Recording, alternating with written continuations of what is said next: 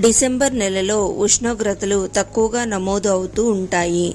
అందువల్లనే చాలా మంది రైతులు చలికాలం రొయ్యల సాగు అనువైనది కాదు అని భావిస్తూ ఉంటారు. కానీ చిన్న చిన్న జాగ్రత్తలు పాటించడం వల్ల చలికాలంలో వేగంగా రొయ్యల్లో గ్రోత్లు పొందుతూ అధిక దిగుబడులు పొందవచ్చు అంటున్నారు నిపుణులు. మరి ఈ అధిక దిగుబడులు పొందడానికి పాటించవలసిన ఉత్తమ యాజమాన్య పద్ధతులు ఇప్పుడు చూద్దాం. ఆక్వా రైతులకు సూచన. ప్రస్తుతం వనామీ ధరలు తక్కువగా ఉన్నాయి కాబట్టి చలికాలం సాగుకు సిద్ధమయ్యే రైతులు కొన్ని జాగ్రత్తలు తీసుకోగలరు. రొయ్య పిల్లలను తక్కువ డెన్సిటీలో స్టాకింగ్ చేసుకోవడం మంచిది. అంటే బోనస్ తో కలిపి ఎకరానికి 80,000 నుండి 90,000 వరకు స్టాకింగ్ చేసుకోవడం శ్రేయస్కరం. దీనివల్ల వ్యాధులు రావడానికి తక్కువ అవకాశం ఉంటుంది.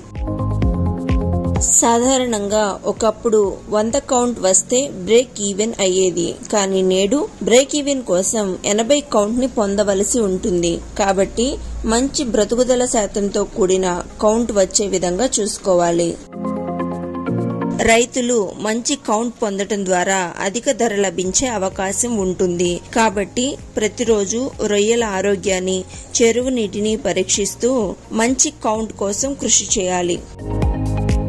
తక్కువ డెన్సిటీలో స్టాకింగ్ చేసుకోవడం ద్వారా చెరువులో నీటి నాణ్యత లోపించే అవకాశం తక్కువగా ఉంటుంది. వైట్ గట్, విబ్రియోసిస్ వ్యాధులు వచ్చే అవకాశం తక్కువ. ఒకవేళ వ్యాధులు వచ్చినా సులువుగా నియంత్రణ చేసుకోవచ్చు. దీనివల్ల మెడిసిన్ వ్యయం తగ్గుతుంది. తక్కువ డెన్సిటీలో కల్చర్ చేయటం వలన మినరల్స్, ప్రోబయోటిక్స్ వాడకం తక్కువగా ఉంటుంది. అలాగే డివోపై వ్యయం కూడా తక్కువగా ఉపయోగించటం వలన విద్యుత్ ఖర్చులు తగ్గుతాయి.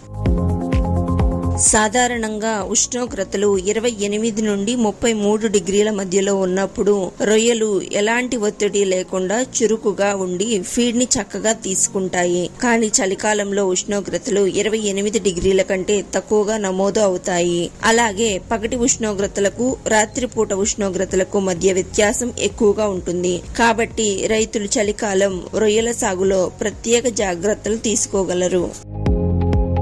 చలికాలంలో ఉండే తక్కువ ఉష్ణోగ్రతల వల్ల రొయ్యలు పాండ్ నీటిలో పెల్లెట్స్ ను సేకరించే సామర్థ్యం తగ్గిపోతుంది. అంతేకాకుండా తక్కువ ఉష్ణోగ్రతలు, సూర్యరశ్మి లేకపోవడం వల్ల రొయ్యల్లో జీర్ణశక్తి తగ్గిపోతుంది. ఇలాంటి సందర్భాల్లో రొయ్యలు ఫీడ్ తక్కువగా తీసుకుంటాయి. కాబట్టి రొయ్యల్లో ఫీడ్ సామర్థ్యం పెరిగే విధంగా vitamin C, B complex enzymes కలిగిన ఫీడ్ సప్లిమెంట్స్ ని ఫీడ్ తో పాటు ఇచ్చుకోవడం ద్వారా మంచి ప్రయోజనాలు ఉంటాయి. చలికాలంలో పాండ్ పైభాగంలోని నీరు చల్లగా ఉండి అడుగు భాగంలోని నీరు వెచ్చగా ఉంటాయి. దీనివల్ల రొయ్యలు వెచ్చదనం కోసం నీటి అడుగుకు వెళుతూ ఉంటాయి. కాబట్టి పాండ్ అడుగు భాగంలో ఎలాంటి విషవాయువులు లేకుండా చూసుకోవడం మంచిది. చలికాలంలో నైట్రిఫికేషన్ ప్రక్రియకు కావలసినంత సూర్యరశ్మి లేకపోవటం వల్ల పాండ్ లో విషవాయువులు పెరిగే అవకాశం ఉంటుంది. దీనివల్ల రొయ్యలకు హాని చేసే వ్యాధికారక బ్యాక్టీరియా కూడా పాండ్ లో తమ సంఖ్యను పెంచుకునే అవకాశం ఉంటుంది. కాబట్టి సాయిల్ ప్రోబయోటిక్స్ మరియు వాటర్ ప్రోబయోటిక్స్ ఇచ్చుకుంటూ ఉండాలి. చలికాలంలో కొన్నిసార్లు, ముఖ్యంగా రాత్రి సమయాల్లో పాండ్ లో డిఓ లెవెల్స్ తక్కువగా నమోదు అవుతాయి. ఇది రొయ్యల్లో మోర్టాలిటీకి లేదా వ్యాధులు ప్రబలటానికి కారణమవుతుంది. కాబట్టి తక్కువ ఉష్ణోగ్రతలు ఉన్న సమయాల్లో ఏరేటర్లు ఎక్కువగా వేసుకుంటూ ఉండాలి. పాండ్ లో డిఓ లెవెల్స్ ను పెంచే ఆక్సిజన్ టాబ్లెట్స్ ను అందుబాటులో ఉంచుకోవాలి. చలికాలంలోని తక్కువ ఉష్ణోగ్రతల వల్ల వైరస్లు చురుకుగా ఉంటాయి. దీనివల్ల రొయ్యల్లో వైరస్లు వచ్చే అవకాశం ఉంటుంది. కాబట్టి తప్పనిసరిగా సీడ్ ను PCR టెస్ట్ చేసుకుని తెచ్చుకోవాలి. పాండ్ లో బయోసెక్యూరిటీ నిబంధనలు పాటించాలి. చలికాలంలో ఉష్ణోగ్రతలు ఉదయం మరియు రాత్రి వేళల్లో నమోదు అయ్యే వ్యత్యాసాల వల్ల పాండ్ pH లో హెచ్చుతగ్గులు వస్తాయి. కాబట్టి తరచూ పాండ్ నీటిని పరీక్షించుకుంటూ రిపోర్ట్ కి అనుగుణంగా పాండ్ నీటిలో యాజమాన్య చర్యలు చేపట్టాలి. చలికాలం సాగులో తక్కువ సెలనీటితో సాగు చేసేవారు మినరల్స్ ని ప్రతి వారం వాటర్ రిపోర్ట్ చేసుకుంటూ దానికి అనుగుణంగా మినరల్స్ ని వాడుకోవాల్సి ఉంటుంది. అలాగే మినరల్స్ ని ఫీడ్ తో పాటు ఇచ్చుకోవటం వల్ల మంచి ప్రయోజనాలు ఉంటాయి.